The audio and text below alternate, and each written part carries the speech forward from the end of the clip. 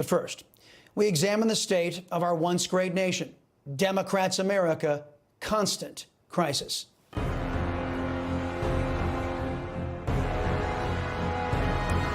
The American people are bracing for more harm, intentionally foisted upon them by the lawless regime that is in charge of our government.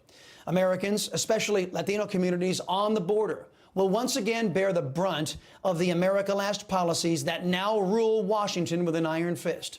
America is just hours away from Democrats' reversal of Title 42, where CBP and border states, already overwhelmed with the massive influx of illegal aliens, they await the next round of punishment from Washington, D.C.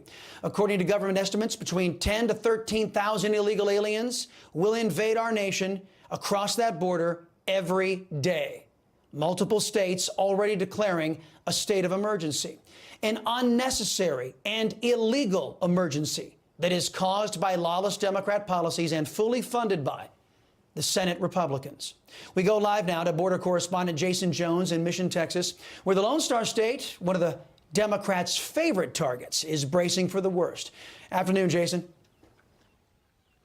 Chris, good afternoon. You know, we've got some exclusive images, and I want to show you what's been happening in multiple locations here along the southwest border. First, let me take you last night to El Paso, Texas, as literally 1,000 plus 300 people crossed from Juarez into El Paso. And just take a look at this for a second. I've been working this border since 1999.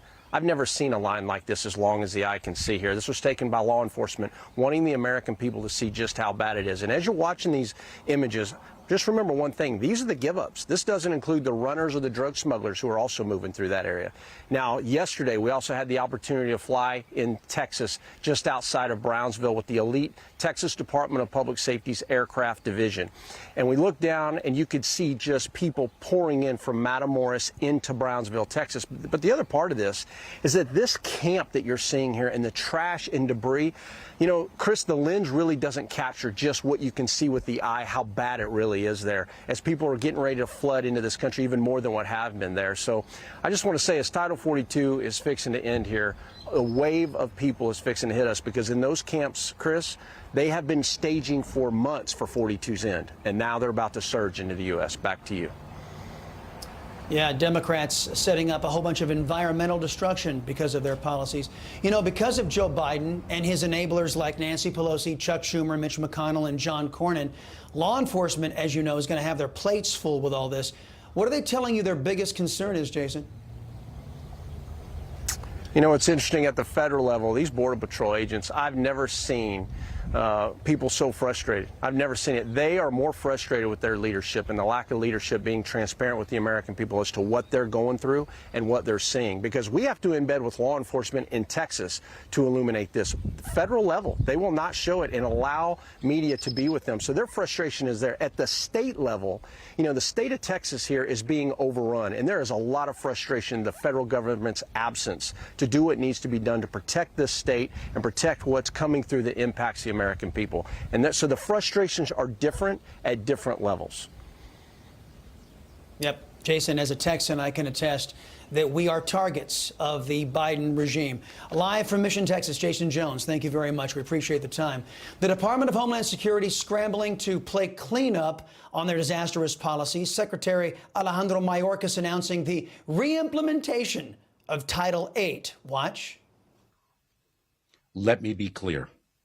The lifting of the Title 42 public health order does not mean our border is open. In fact, it is the contrary. Our use of our immigration enforcement authorities under Title 8 of the United States Code means tougher consequences for people who cross the border illegally. Folks, it's all propaganda. Joining me now to discuss is former U.S. Attorney under President Trump, former U.S. Attorney for the Southern District of Texas, Ryan Patrick. Ryan, fantastic to see you. In their first 2 years of occupying the Oval Office, the Biden regime has claimed to enforce the law while they've done the exact opposite. The result has been 6.5 million illegal aliens, 1.3 million known gotaways, over 100,000 deaths from China's poison, fentanyl, last year alone, and a whistleblower testifying that Joe Biden's regime has misplaced 85,000 illegal alien children. And those children we do keep track of are now being delivered, some of them, into the hands of known criminals by our own government. And now it's going to get worse. As someone who believes in the rule of law, give us your thoughts as we're staring down the barrel of this proverbial gun. Well, Chris, thank you for having me on.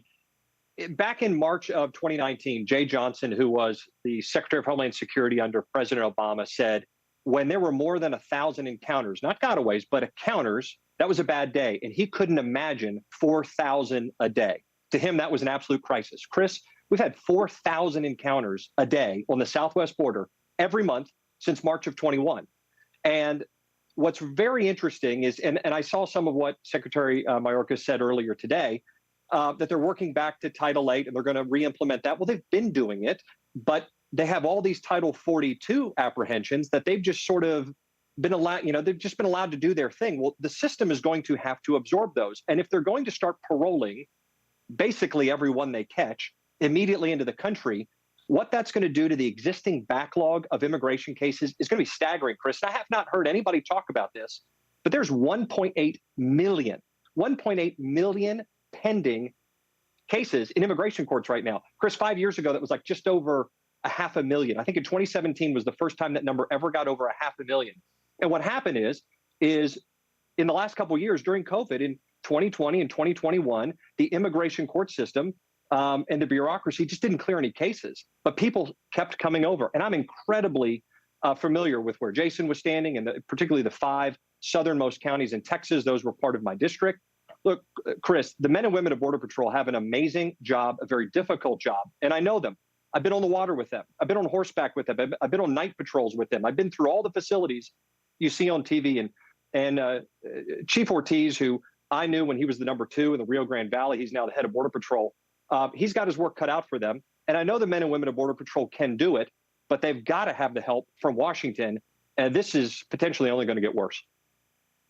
Well, Ryan, you mentioned the backlog on the courts. Don't worry. Joe Biden has already thought of that. His regime has already thought of that. Even NBC News says Joe Biden and the Democrat Party, they just plan on breaking U.S. immigration law. They're revealing that a Biden administration memo will direct Customs and Border Protection to begin releasing illegal aliens into the United States with no court dates at all. No problem. Just go in and we never want to hear from you again, and they will not be tracking them, while they are simultaneously claiming that they're going to enforce the Trump-era rule that says illegals won't be permitted in if they don't apply for asylum in the first, quote, safe country.